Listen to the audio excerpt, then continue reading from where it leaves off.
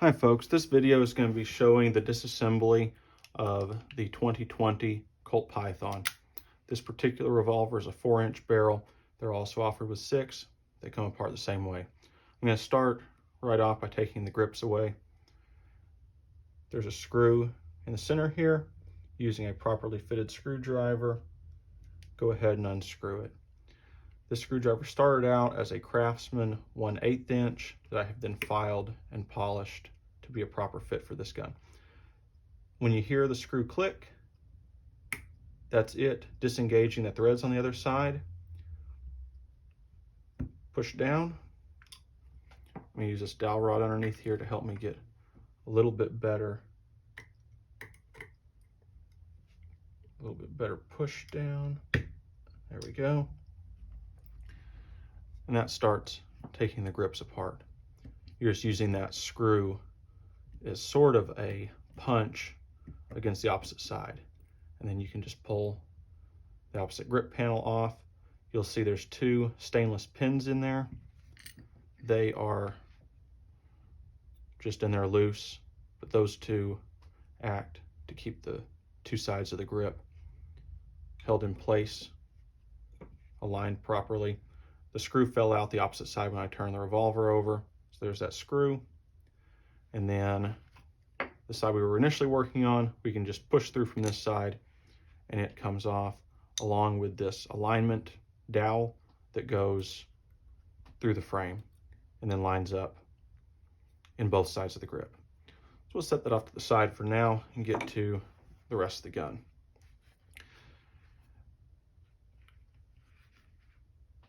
To take the cylinder out, we'll pull out the little crane screw here.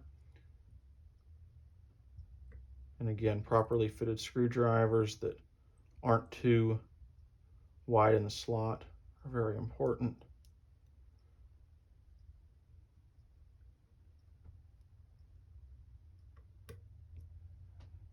Hear it click. And it comes out. Has 3 pieces. You have a plunger, you have a spring, and then you have the hollow screw head. I'm going to keep those all 3 together and set them to the side. Once you've done that, it's very simple to just open the cylinder as normal and then grabbing the crane itself and just supporting the cylinder, coming forward with it. You don't want to be torquing on this a lot. It's an important angle dimension there that's held between these. I'm not going to disassemble this because I don't exactly know how, and I think it may require some special tools that I don't have. I'm just going to set that to the side as one assembly. Next, we have the side plate held on by a front and a back screw.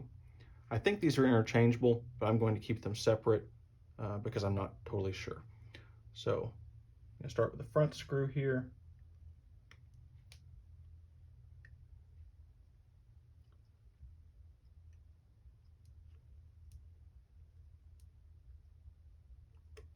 Come out until it clicks.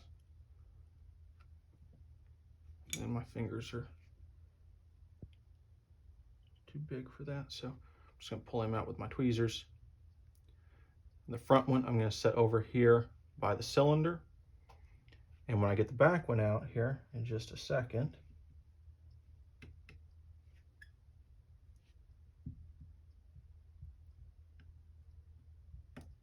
I will be putting it over by the grips. That way I will know which one is the front and which one is the back. On this particular revolver, the side plate is not an especially tight fit. You don't really need to tap or pry or any of that. The way I have found to do it is just push back on the cylinder latch from the front, grab it here, and it just with your fingers lifts off.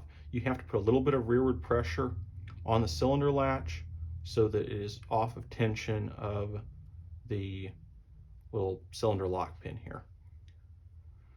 This comes apart by simply removing the cylinder latch forward. Sometimes if this startles you when it comes off, this will just pop off on its own. Not a big deal, other than you want to make sure you don't lose this little zigzag spring. It comes out just like that. There's this little plastic stud in here and a blind hole.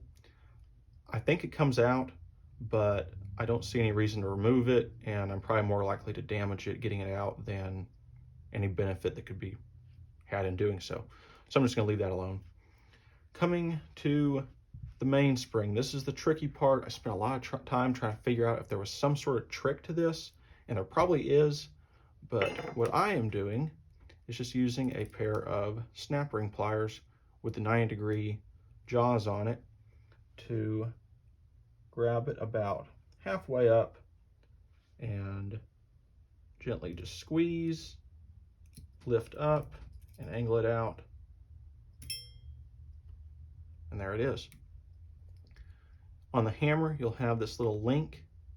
Looks kind of like a chain link on like a bicycle or a gate or something. Set it off to the side. Once you've done that, the hand lifts out very simply. Set it to the side. You have this bar that adds the tension to the hand, and it comes out by just picking up on it, because there is this, it has this groove in it, and there is a lump on the frame that it sits into there, and it just kind of has a pivot here at the back.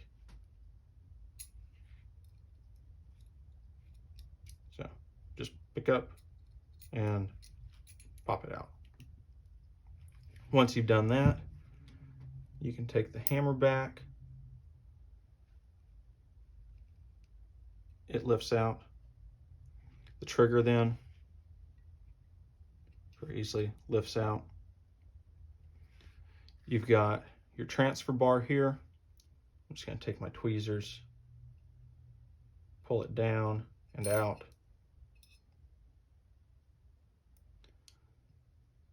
The slide, or not the slide, the cylinder, little latch stud there comes out. And then in the back of the frame, right here, below the firing pin, there is a little detent and plunger, or a little plunger and spring that pushes back on the transfer bar. And so we're going to take it, just pick it up, just a little plunger spring.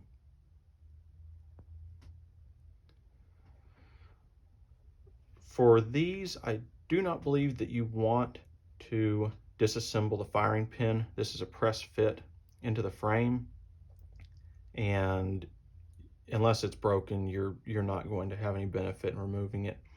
In this instance, I'm also not going to be taking out the little cylinder stop here. That's a pretty nicely fitted part that's important for the lockup of your cylinder. So unless you have a need to, it's usually best to leave that in. Although I do notice that this spring has walked off the side a little bit. So I'm just going to push it back down a little bit.